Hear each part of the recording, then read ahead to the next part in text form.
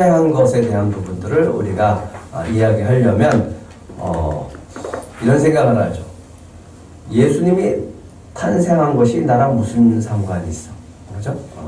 물론 예전에는 빨간 날이니까 공휴일이니까 좋았고 또 뭔가 바깥에 그런 축제 분위기가 있어서 뭔가 우리 그 분위기 때문에 좋을 수 있었습니다. 하지만 그게 나랑 연관이 되어졌다라고 하는 것을 느끼기 시작하고 알기 시작을 하면서 우리는 많이 생각이 달라지게 될 줄이 있습니다. 예수님은 누구 때문에 오셨나요? 네, 여러분 자신 때문에 오셨음을 믿으시기 바랍니다. 아주 유명한 영화였죠. 기생충이라고 하는 영화가 있었습니다. 이 기생충이라고 하는 영화가 왜 이게 참 상을 받고 또 세계적인 작품이 되어졌고 또 유명한 영화가 되어졌습니다. 그 중에서 가장 명대사가 있는데 그 명대사는 이겁니다. 아들아 역시 너는 계획이 다 있구나. 이게 왜 명대사가 됐을까? 왜 외국에 있고 많은 이 사람들이 이 그 대사를 가지고 명대사로 추천했을까? 그리고 상을 줬을까라고 하는 거죠. 뭐 때문에 그랬을까요? 그래서 이 기생충이라고 하는 단어에서도 우리는 그 영화의 의미를 볼 수 있죠. 뭔가 스스로가 아니라 어딘가에 붙어서 기생해서 살아가는 그 인생들, 그 기생충처럼 살아가는 인생들이라고 하는 거죠. 그래서 영화의 핵심 주제인 계급의 격차와 비극적인 아이러니를 관통하는 문장이기 때문이다 이렇게 얘기를 하고 있는데 거기에는 참 마음이 씁쓸한 그 생각들 또 가치관이 있는 거죠. 뭐냐면 아무리 계획을 세워도 우리는 계층 이동이 불가능한 시대를 살고 있다라고 하는 거죠. 예전에는 개천에서 뭐가 났어요? 용이 났습니다. 근데 요즘은 개천에서 용이 안 난대요. 이게 누가 인류대를 가는가 하는 통계를 아무리 내고 누가 성공하는가를 아무리 통계를 잘 내도 잘 살고 또 어떤 계층에 있는 사람들이 가는 거지 아무리 어렵고 힘든 사람들이 애를 쓰고 정말 노력을 해도 그 자리는 올라가는 것이 어렵다라고 하는 거죠. 그래서 계층 이동이 불가능한 현대사회를 씁쓸한 단면을 이게 우리나라만 아니라 전 세계 사람들이 공감해서 이 대사를 명대사로 꼽게 되었다라고 하는 겁니다. 여러분은 2026년 무엇을 계획하고 있습니까? 또 2025년 계획한 것들이 다 이루어졌습니까? 우리는 뭔가 계획을 하고 또 그 계획을 통해서 이루기 위해서 실천을 하고 또 실천한 것을 통해서 어떤 결과물을 얻는 것이 우리가 살아가는 하나의 방법이라고 할 수 있습니다. 그런데 하나님께서 인류를 향한 놀라운 계획을 세우시게 되어집니다. 그게 뭘까요? 그게 누굴까요? 그게 바로 예수님이라고 하는 거죠. 계획을 세우셨어요. 하나님의 놀라운 계획. 인류가 아담과 하와로 말미암아 죄를 짓고 타락을 하게 되었고 하나님과 멀어짐으로 말미암아 죄가 들어왔고 또 죄가 들어옴으로 말미암아 죽음이 따라 들어왔고 죽음이 따라 들어옴으로써 또 마귀의 세상이 되어진 이 인간들을 어떻게 하면 그것에서 구원할 수 있을까? 구원할까라고 하는 놀라운 계획을 하나님께서 세우게 되어집니다. 그래서 우리는 살아갈 때 참 어렵게 살아가죠. 그게 인생인 거죠. 뭐 때문에? 죄악된 세상에 살고 있기 때문에 그 세상에서 살고 있는 것이 고통일 때도 있고 기쁨일 때도 있지만 많은 인생을 살다 보면 우리 갖고 있는 행복, 기쁨 이 순간보다는 어렵고 힘든 그 시간들이 더 많은 것을 우리가 겪고 있습니다. 하나님께서 놀라운 계획을 세우는데 그 계획은 언제 세우냐 하면 인간이 타락을 했을 때 하나님과 멀어지고 관계가 끊어졌을 때 하나님은 세우게 되어지고 아니 그보다 먼저 하나님이 세우셨겠죠. 그 계획은 창세기 3장 15절에 있습니다. 한번 같이 읽겠습니다. 시작. 내가 너로 여자와 원수가 되게 하고 내 후손도 여자의 후손과 원수가 되게 하리니 여자의 후손은 내 머리를 상하게 할 것이요 너는 그의 발꿈치를 상하게 할 것이라고 하시고. 예. 아담과 하와가 선악과를 따먹고 죄가 들어왔습니다. 하나님의 관계가 단절되어졌습니다. 하나님께서 계획을 세우는데 이거 어떻게 이 깨어진 관계를 회복할 수 있을까의 그 계획을 이렇게 세웁니다. 하와를 통해서, 여자를 통해서 여자와 원수가 되게 하고 내 후손도 여자의 후손과 원수가 되게 하리니 여자의 후손은 내 머리를 상하게 할 것이고요 너는 그의 발꿈치를 상하게 할 것이다. 예. 그런데 의문이 생겼죠?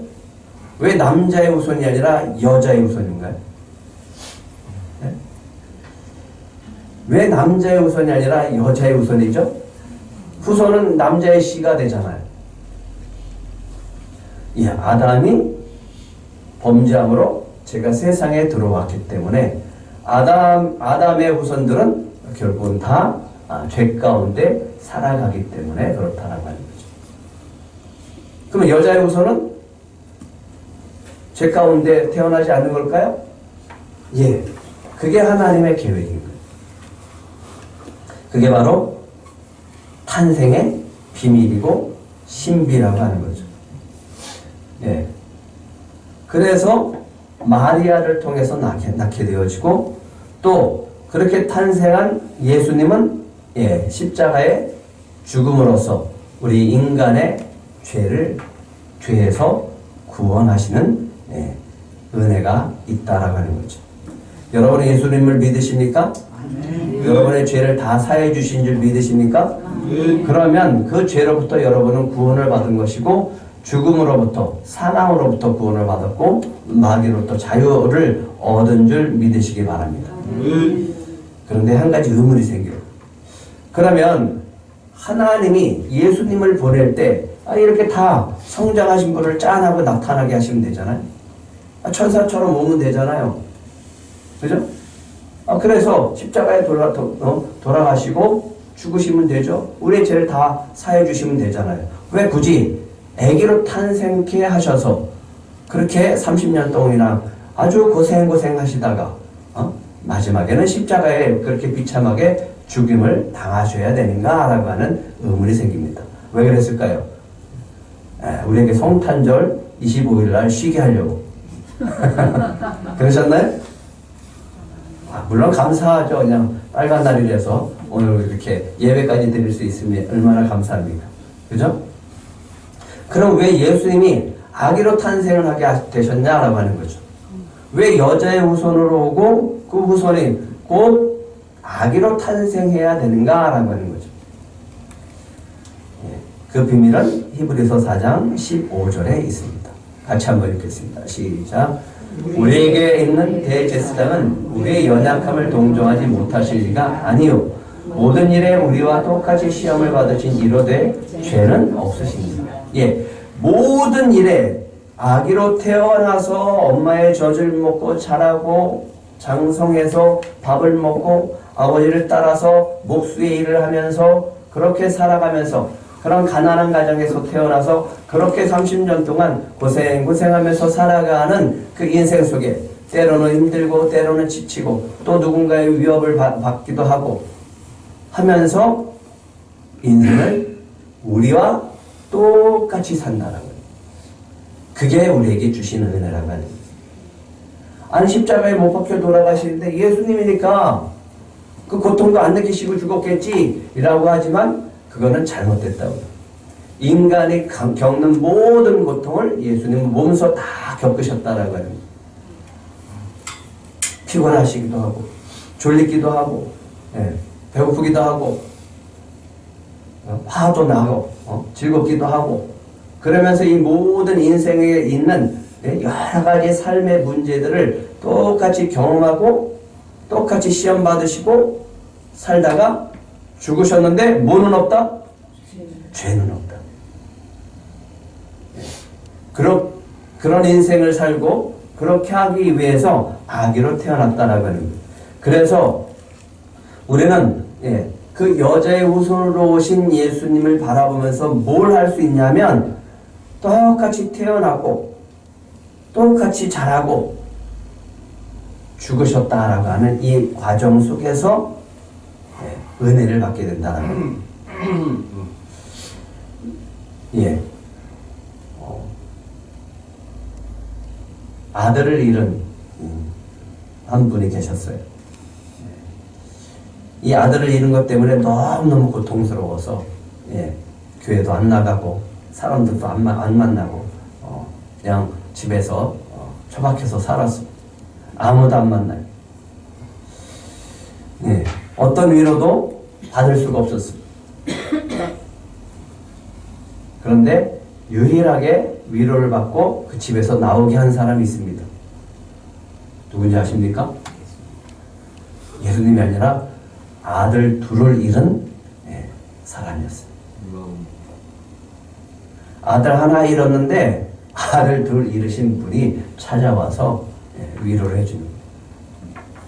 뭐냐면 나는 고통이 너무 심하고 나는 나만 힘들고 내 고통은 최고의 고통이고 힘들다라고 하지만 남들은 알아주지 않는다라고 하지만 주님 앞에 서면 주님이 우리의 모든 것들을 위로가 되어질 수 있는 이유는 무엇 때문에 그래요? 가장 고통을 심하게 받으시고 우리를 대신해서 죽으신 분이기 때문에 그렇다라고 하는 거예요. 그것 때문에 우리가 위로를 받는 거예요. 연약함을 동정하지 못하실 리가 아니요. 모든 일에 우리가 똑같이 시험을 받으신 이로되 뭐는 없으시다고요? 죄는 없으시다. 그래서 아기로 탄생하시는 거예요. 그래서 인생을 살다가 십자가에 못 박혀서 우리를 위해서 죽으시는 거예요. 그 플랜을 하나님이 짜시고 계획하시고 탄생케 하셨다라고 하는 거예요. 그래서 여자의 후손으로 우리가 똑같이 태어났고 성장하셨고 여러분을 위해서 죽으신 줄 믿으시기 바랍니다. 그게 하나님의 놀라운 계획이에요. 탄생케 하시고 인생을 살게 하시고 죽으시고 죽으신 뿐만 아니라 부활하게 하시고 부활하셔서 하늘로 올리셨다가 이제 마지막 남은 건 뭐예요? 예수님이 다시 오시고 이제 심판하실 날을 우리가 기다리고 있다라고 합니다. 믿으십니까? 예. 끝이 온다고요. 끝이. 진짜 끝이 온다고요. 그렇게 하나님의 놀라운 계획이 있는데 그 계획이 어디 펼쳐지냐면 마태복음 1장입니다. 아브라함과 다윗의 자손 예수 그리스도의 족보라. 그 족보는 이렇게 시작합니다. 아브라함이 이삭을 뭐하고? 낳고 이삭은 야곱을 낳고 유다와 그 형제들을 낳고 또 요즘 우리가 룻기를 하고 있는데 그래서 5절을 특별히 뽑아봤어요. 살모는 라합에게서 보아스를 낳고 보아스는 미리 예고편인데 룻에게 오벳을 낳고 오벳은 이새를 낳고 이새는 누구예요? 다윗을 낳고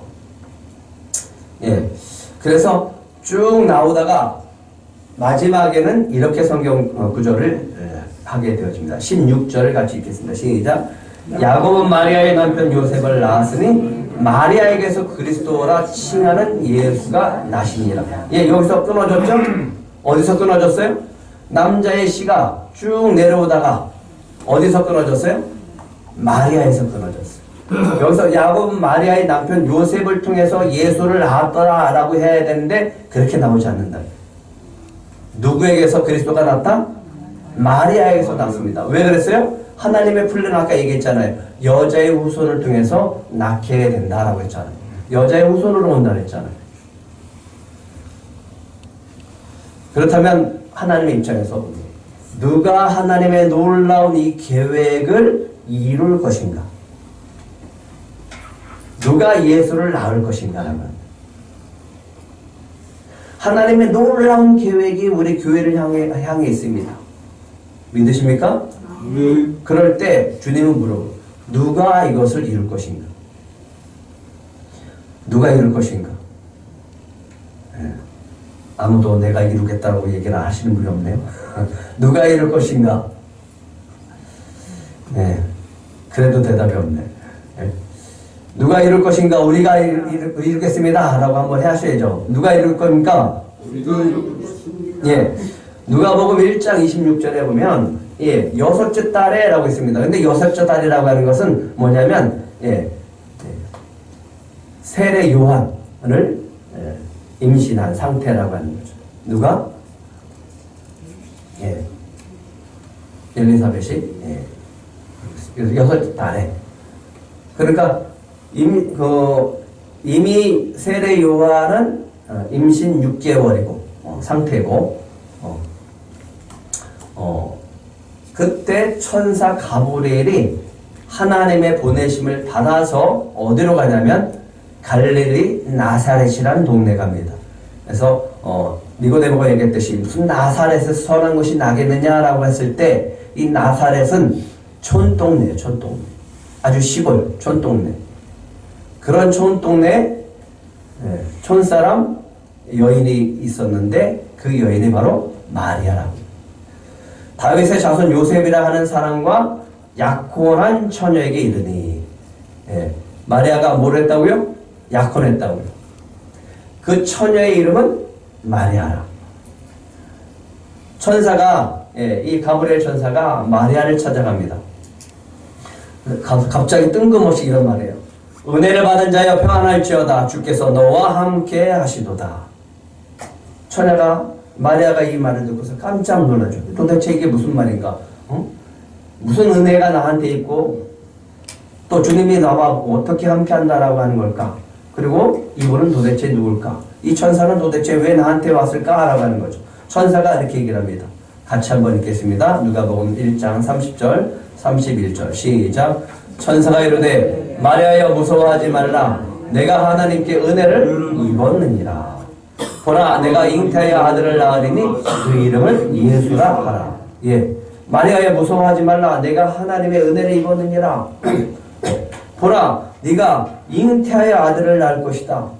아니 지금 나는 약혼한 남편이 있는데 남자가 있는데 어떻게 내가 임신을 해서 아기를 낳는다라고 합니까? 그 이름을 예수라고 하래요. 이름까지 지어줬어요. 근데 그 태어나는 그 예수가 누구냐? 이렇게 얘기합니다. 그가 큰 자가 되고 지극히 높으신 이의 아들이라 일컬어질 것이고 주 하나님께서 그의 조상 다윗의 왕위를 그에게 주시리니 영원히 야곱의 집을 왕으로 다스리실 것이며 그 나라가 무궁하리라. 예, 하나님의 계획이 있어요. 하나님의 말씀이 있어요. 하나님의 놀라운 플랜이 있어요. 인류를 구원하기 위한 하나님의 계획은 창세기 3장부터 준비되어 있는 건데 이 준비되어진 역사 속에서 한 사람을 선택을 합니다. 그 한 사람이 누구냐 하면 하나님은 자신의 부족함과 연약함을 알고 그냥 순수하게 하나님의 말씀을 믿어서 그 말씀을 따를 믿음의 한 사람을 선택합니다. 몇 사람이요? 한 사람. 하나님의 놀라운 계획은 여러 사람을 통해서 이루시는 게 아니라 딱 한 사람. 어떤 사람? 하나님의 말씀대로 이루어질 것이라고 믿는 그 한 사람을 통해서 하나님의 구원의 역사는 이루어진다라고 하는 거예요. 믿으십니까?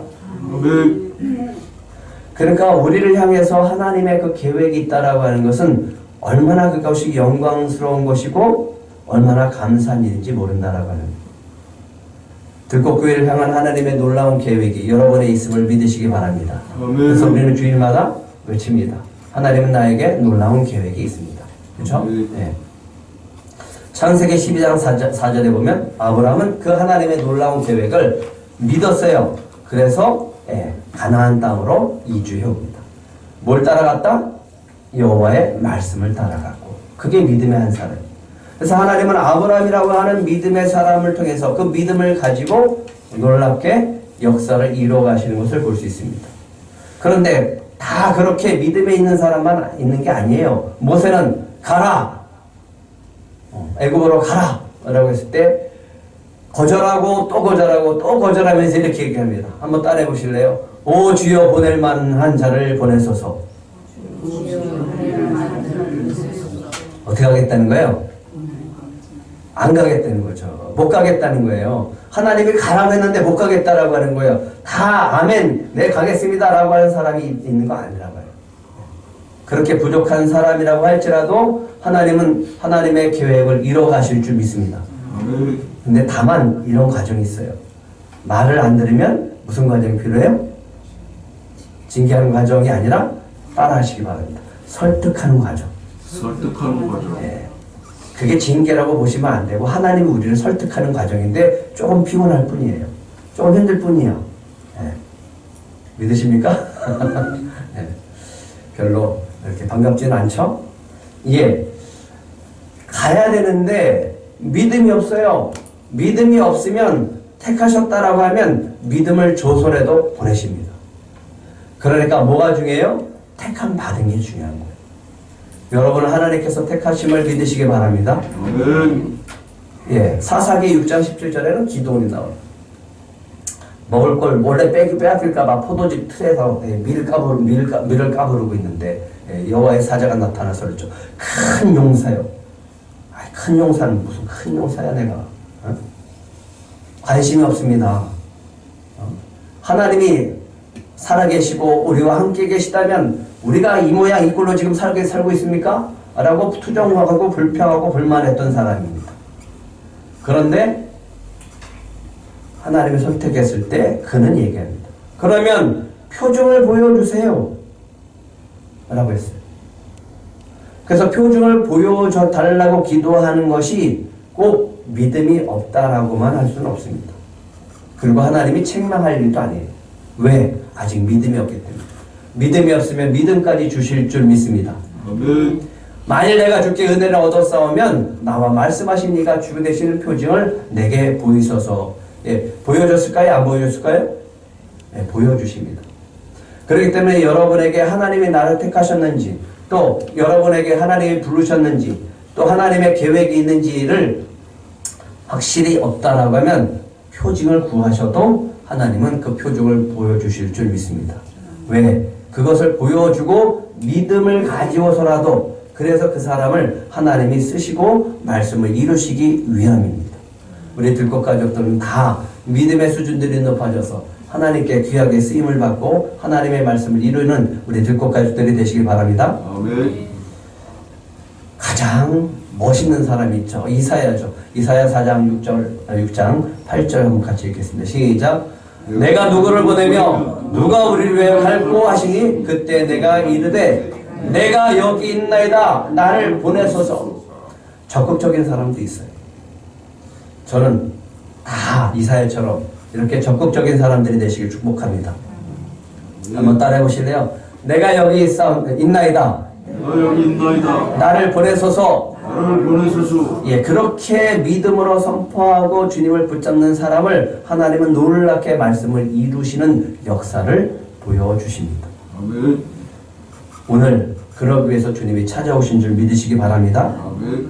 예, 들꽃 공동체를 향한 놀라운 계획이 있어요. 뭘까요? 우리를 부르신 이유가 뭘까요? 그렇죠. 예. 아직도 모르신다면 오늘 꼭 기억하시기 바랍니다. 내가 왜 들꽃교회를 나오고 하나님은 들꽃교회를 향해서 무엇을 이루시기를 원하는가?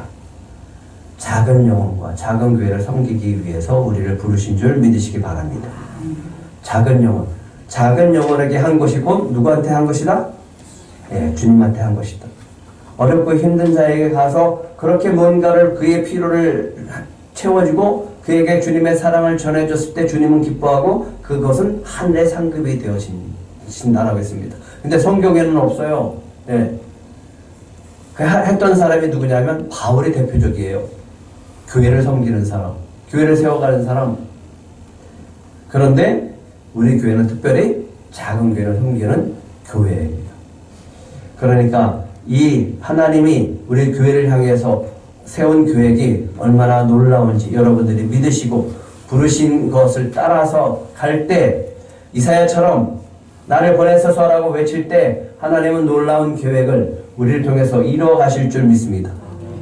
계획하셨으면 과정이 있어요. 과정은 쉽지 않아요. 하지만 계획하시고 말씀하셨으면 반드시 이루실 줄 믿습니다. 마리아가 천사에게 얘기합니다. 나는 남자를 알지 못하는데요. 나는 아직 약혼했을 뿐인데요.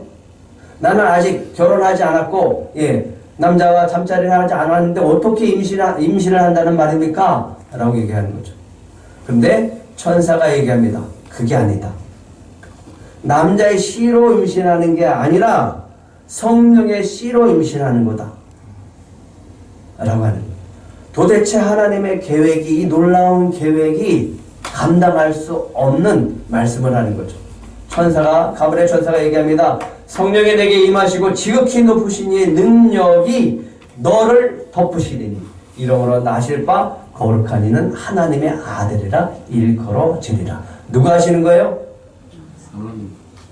네가 하나님이 너를 선택했고 너가 믿으면 하나님이 다 이루신다라는 거예요. 누가 일하신다고요? 하나님이 하신다. 믿으십니까? 누굴 통해서요? 믿음의 한 사람. 그 하나님의 말씀을 믿고 붙잡는 한 사람을 통해서 이루신다. 들꽃교회는 그런 성도들이 되시길 다 축복합니다. 하나님이 하십니다. 그러니까 우리는 뭐만 하면 되냐면 정말 믿기만 하면 되는 거예요. 보라 내 친족 엘리사벳도 늙어서 도저히 임신할 수 없는 그 여인이었는데도 불구하고 지금 임신 6개월이다. 뭘 얘기하는 거예요? 너는 못 믿겠지만 도저히 나이가 들어서 임신할 수 없는 여인인데도 불구하고 하나님은 사가랴를 통해서 임신케 하셨고 엘리사벳이 벌써 6개월이나 됐답니다. 37절 우리 크게 외치겠습니다. 시작. 대저 하나님의 모든 말씀은 능하지 못하심이 없느니라. 믿으십니까? 하나님이 말씀하셨으면 말씀하신 대로 이루신다. 마리아가 여기서 붙잡습니다.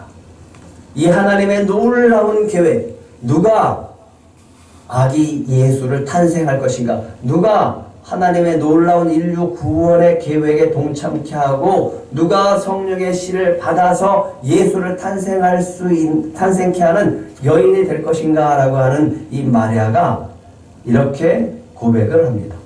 또 같이 읽겠습니다. 시작. 마리아가 이르되 주의 여정이오니 말씀대로 내게 이루어지리라. 하며 천사가 떠나가니라. 뭘 하니까 떠나갔어요? 아멘. 그 말씀이 나한테 임하고 그 말씀이 나를 통해서 이루어질 것을 저는 믿습니다. 라고 고백하니까 떠나갑니다. 이 시대에 우리 들꽃교회 성도들 하나님이 찾습니다. 누구요?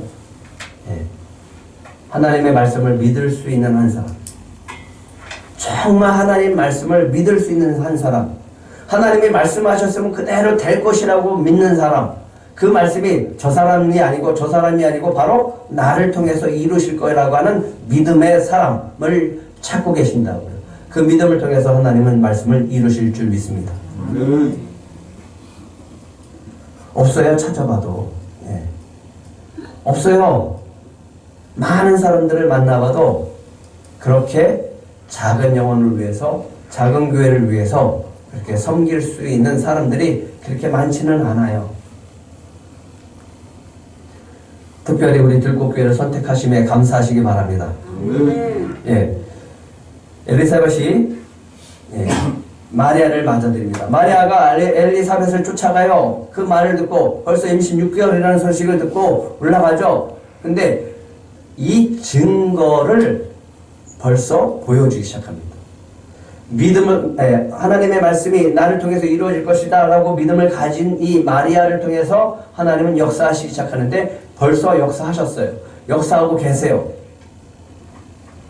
엘리사벳이 마리아가 문안함을 들음에 아이가 복중에서 뛰노는지라. 누가?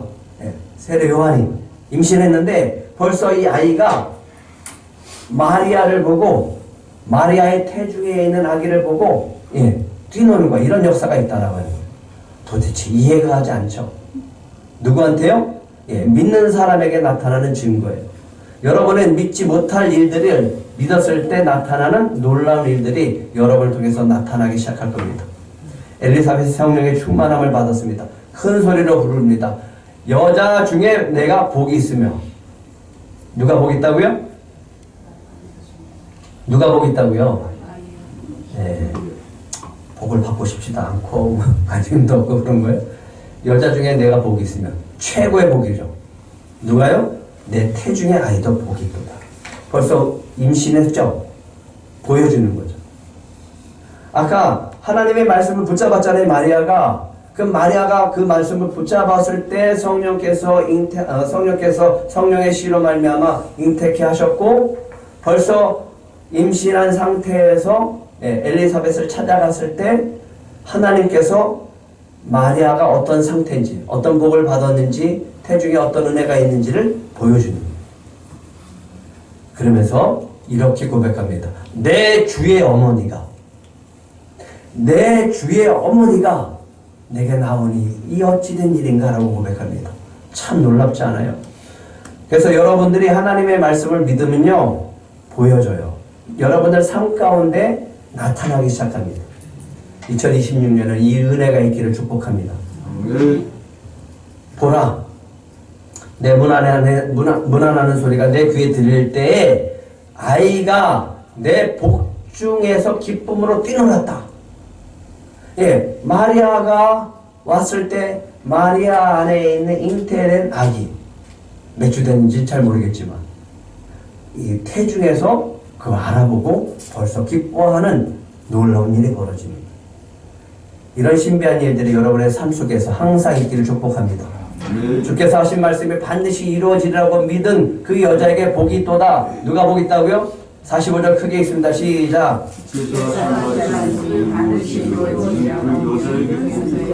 누가 복 있어요? 믿는 여자가. 하나님의 말씀을 믿는 그 여자가 복 있다라고 해요. 주께서 하신 말씀이 반드시 이루어지리라고 믿은 그 여자에게 복이 있도다. 이 복이 여러분의 있기를 축복합니다. 그리고 마리아가 찬양합니다. 내 마음에 하나님 내 구주를 기뻐하였음은 그의 여정에 귀천함을 돌보셨음이니라. 가난하고 촌구석에 있는 이 처녀에게 하나님이 사자를 보내시고 천사를 보내셔서 말씀을 주시고 말씀을 붙들고 믿음으로 고백을 했을 때 그 비천함을 돌보셨고, 보라 어떻게 바꿔줬어요? 이후로는 만세 나를 복이 있다 일거리로다. 이 고백이 저와 여러분의 고백이 있기를 축복합니다. 왜요? 하나님의 말씀이 나를 통해서 이루시기 때문에, 하나님의 말씀이 나를 통해서 이루시기 때문에.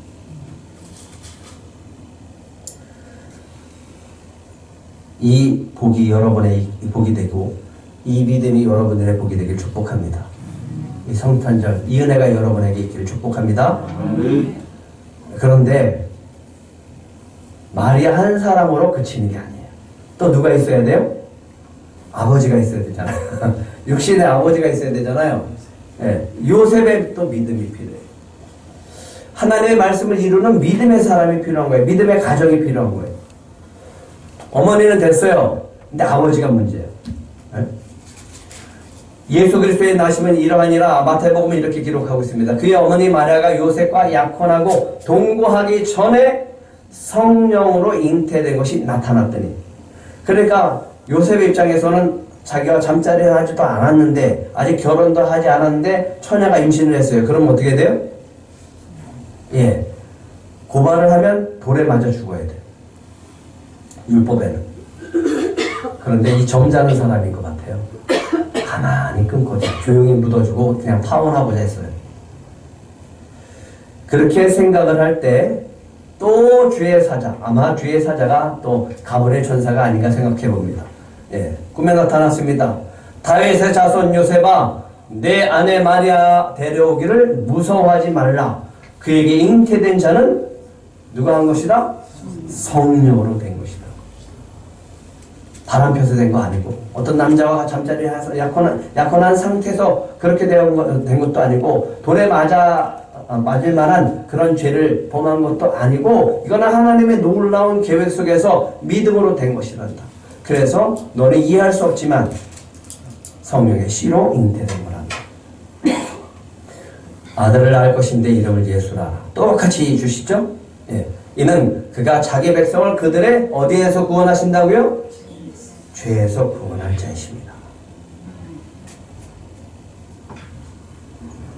이 모든 일이 된 것은 주께서 선지자에게 하신 뭐를 이루기 위함이다? 말씀을 이루시기 위함입니다. 보라, 처녀가 잉태의 아들을 낳을 것이요 그의 이름을 임마누엘을 하라 하셨으니 번역한즉 하나님이 우리와 함께 계시다. 오늘 예수님이 탄생하셨고 여러분과 함께 하시는 임마누엘 하나님이 함께 하신 줄 믿으시기 바랍니다. 예, 요셉이 잠이 깼어요. 주의 사자가 분부한 대로 그의 아내를 어떻게 합니까? 데려와요. 예. 마리아를 데리고 와요.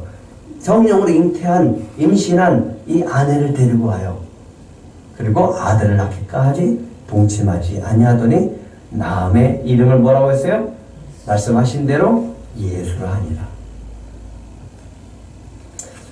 마리아, 오늘 믿음이 참 놀랍죠? 이렇게 고백했습니다. 다시 한번 해볼까요? 주의 여종이오니 말씀대로 내게 이루어지이다. 그래서 오늘 아기 예수가 탄생합니다. 하나님의 놀라운 계획이 누굴 통해서 이루어지는가? 순수한 믿음을 가진 사람, 한 사람. 그냥 그 말씀이 나를 통해서 이루어지기를 소망해서 이해가 되지 않지만 도무지 이해할 수는 없지만 그냥 하나님이 하시겠다라고 하는 말씀을 제가 받겠습니다라고 하는 그 한 사람을 통해서 하나님의 놀라운 계획이 세상 가운데 펼쳐지는 줄 믿으시기 바랍니다. 말씀한 대로, 저에게 말씀하신 대로 이루어질 것을 믿는 순종의 한 사람, 그 사람을 통해서 하나님은 놀라운 역사를 이루어 가십니다.